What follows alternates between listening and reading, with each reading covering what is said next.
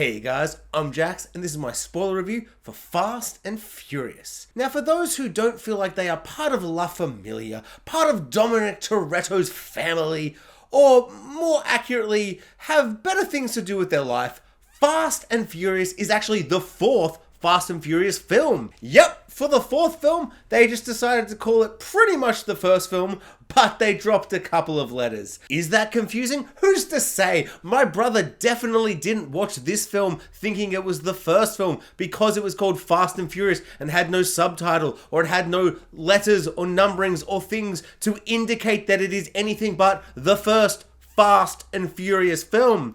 But to make you all feel better, because the title is lazy and boring and unoriginal in my headcanon, and let me share this headcanon with you. The writer is sitting down there and he's like, okay, this is a soft reboot. Dominic Toretto is back. Paul Walker is back. We're gonna do a lot of the things that feel the same as the first movie. Forget about Too Fast, Too Furious. Forget about Tokyo Drift. This is essentially the first movie again. It's a bit of a Force Awakens situation, but less samey somehow, but we're doing the same thing again, so we want people to feel like it's Fast and Furious.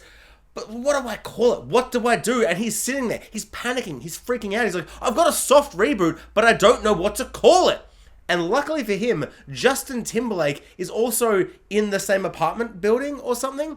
And he walks into the room because he can hear a kerfuffle. He can sense, because he's such a great actor and man, he can sense like the stress of a writer in an apartment block near him as he's walking down the hall. So Justin Timberlake busts open the door and he's like, I can sense there's some kind of problem, Mr. Writer Man. And the writer's like, what do I call my soft reboot, Justin Timberlake? JT, help me. And he's like, wow, so you're doing a soft reboot for The Fast and the Furious, and you need a title that reminds people it's that movie, but it needs to feel different and fresh and unique.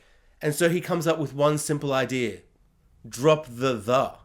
It's cleaner. And so JT leaves the room feeling like he has successfully done his part in society, creating a great title. And the writer's like, I love it. Drop the. I will call this film Fast and the Furious. And then Justin Timberlake busts open the door and he's like, what the hell? I didn't realize there was two thes. Clearly you have to drop not one the, but the second the as well. Drop the and the second the. And the writer throws his pen, or in my mind, I was like, it's a pencil, but it would probably be a pen. And now, as I'm saying this, it's probably on a laptop, to be honest. So he grabs his laptop and he smashes it on the ground. He's like, JT, you've done it again. I will drop both thes and I will call this franchise, this movie in this franchise. He's excited, so he's getting his words mixed up. Fast and Furious.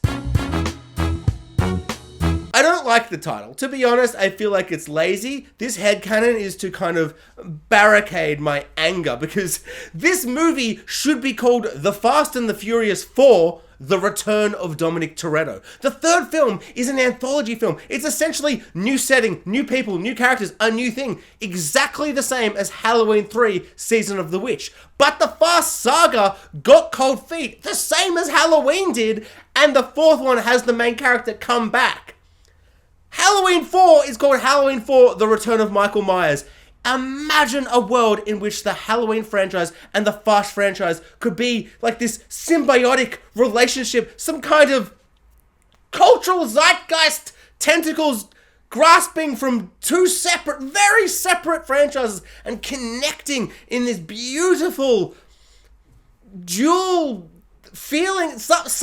Big words, like the duology of pop culture or something. I don't know. I just think it'd be dope if they both had the same title for the fourth film, when the third film was trying to do like the same thing and then it kind of didn't. Just imagine the beautiful utopia that we would be living in right now if The Fast and the Furious 4 had been titled The Fast and the Furious 4, The Return of Dominic Toretto. But also that title would imply the film was good.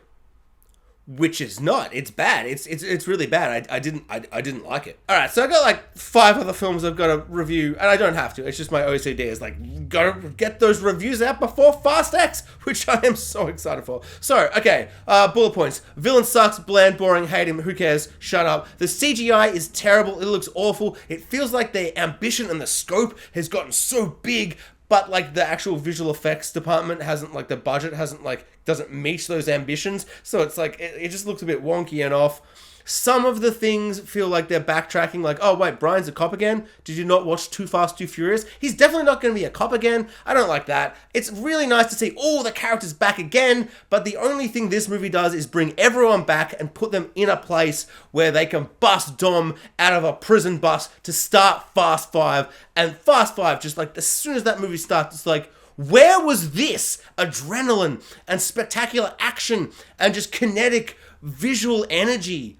Like, where was this in Fast 4? Like, in Fast and Furious 4? Like, where was this? This movie is so ugly to look at. All the action feels really bland and just stale. And there's some really awful CGI when they go under the border in, like, the bunker situation. They're going, like, through the underground bit. And the CGI just looks so fake and boring. Like, in theory, on paper, that's a great scene. That's a great idea. They're all claustrophobic and tight and tense, but the CGI looks terrible. I hate it. It's just so murky and brown and ugly. This film is just kind of an ugly film. And yes, it's great to see everyone back, but I hate how they reset Brian. And it just, I just don't like a lot of it. Han's at the start, and you're like, oh, Han's in this. That's right. Tokyo Drift is set in the future for some crazy reason. And then Han, like 4 minutes in, is like, I'm off to Tokyo, baby. What are you doing? If you're going to bring him back, have him in the movie. This movie is the worst Fast and Furious movie. Titles related, actual content in the film related. I'm going to be honest, it's mostly the title. It's just, it's not good enough, Justin Lin. I'm blaming you. I don't know who picks the titles, but I'm blaming you. Also, I'm still a little mad about F9. Great title, F9 The Fast Saga. Great title, bad film. How did you make the best Fast and Furious movie and the worst too? You're a baffling enigma, Justin Lin. I don't know how to feel, Justin Lin. I love you and I hate you simultaneously. It's making me feel weird inside.